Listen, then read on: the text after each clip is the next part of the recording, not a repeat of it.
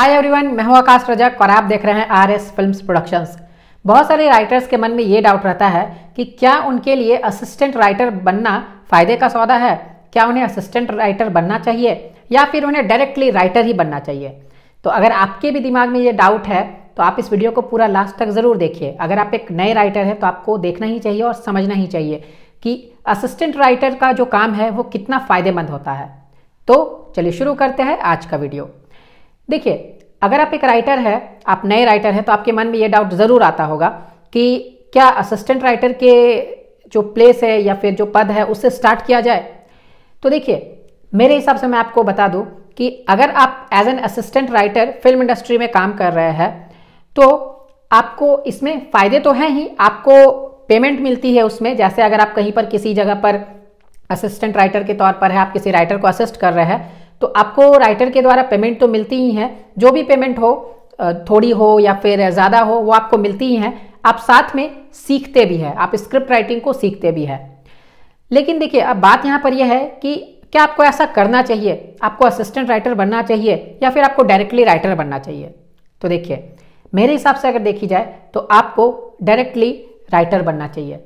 आपको assistant writer के पीछे नहीं भागना चाहिए कि आप असिस्टेंट राइटर पहले बने फिर राइटर बने। देखिए, ऐसा मैं इसलिए बोल रहा हूँ क्योंकि जैसे अगर कोई राइटर है, जो मेन राइटर होते हैं, उनसे असिस्टेंट राइटर जब सीखते हैं चीज़ों को तो उनके साथ साथ उसे सैलरी भी मिलती है, लेकिन उसके साथ साथ उसमें काफ़ी लंबा समय भी लग जाता है।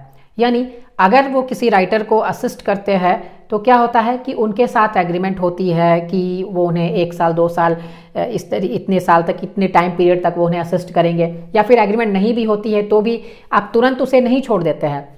क्यों? क्योंकि आपके मन में हमेशा ये बनी हुई रहती है कि आप उनके साथ मिलकर चल रहे हैं, आप उनकी वजह से आगे बढ़ पा रहे हैं, या फिर उन्होंने जो स्क्रिप्ट को बताया है आप वो लिख रहे हैं। आपको इंडिपेंडेंटली सोचने समझने का समय नहीं मिलेगा क्योंकि आप दिन भर उन्हीं के काम में, उन्हीं के प्रोजेक्ट्स में, उन्हीं के स्क्रिप्ट्स में आप लगे हुए रहेंगे।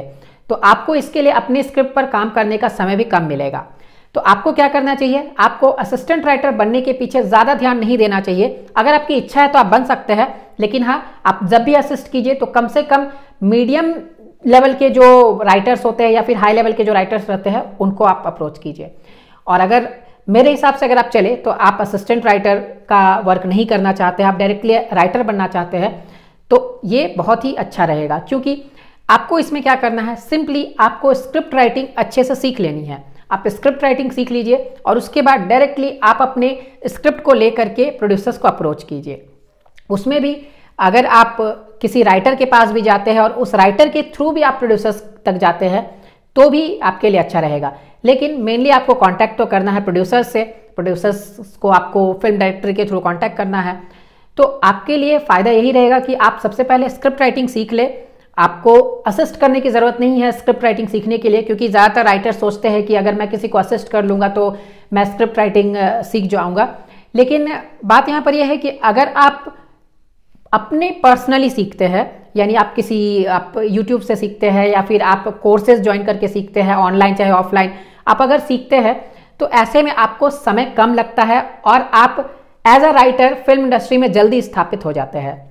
देखिए, अगर आपको कोर्सेज भी ज्वाइन करनी है, जैसे आप ऑनलाइन कोर्स ज्वाइन करना चाहते हैं, तो हमारे यहाँ भी स्क्रिप्ट राइटिंग की ऑनलाइन कोर्स होती है जिसका नाम है A to Z online script writing certificate course.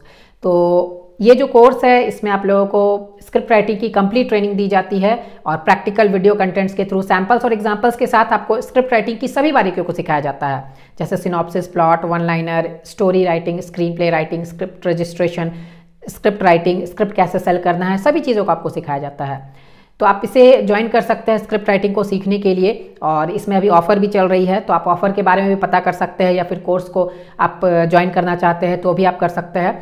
तो आपको इसके लिए हमें स्क्रीन पर दिए गए नंबर पर कांटेक्ट करना है। आप हमें उस नंबर पर कांटेक्ट कीजिए, चाहे आपको कोर्स ज्वाइन करनी है या फिर आपको इस कोर्स के बारे में कुछ जानना है या फिर आपको फ़ी वगैरह पता करनी है, ऑफर के बारे में पता करनी है, तो आप कांटेक्ट कर सकते हैं स्क्रीन पर दिए गए नंबर पर।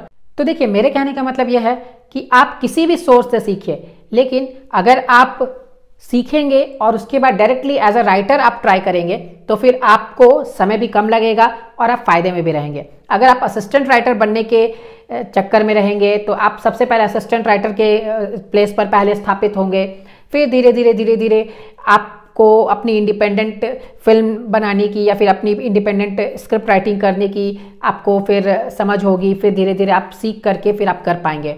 लेकिन आप कहीं भी कोर्स वगैरह करते हैं तो आप वो काम जल्दी सीख जाएंगे। तो उम्मीद करता हूं कि आपको जवाब मिल गया होगा। तो जल्दी से कर दीजिए वीडियो को लाइक और शेयर, चैनल पर नए हैं तो इसे सब्सक्राइब जरूर कर लीजिए और बेल आइकन को दबाकर ऑल पे जरूर सेलेक्ट कर लीजिए। फिर मिलते हैं हम लोग एक नए वीडियो के साथ, तब तक के लिए बाय बाय।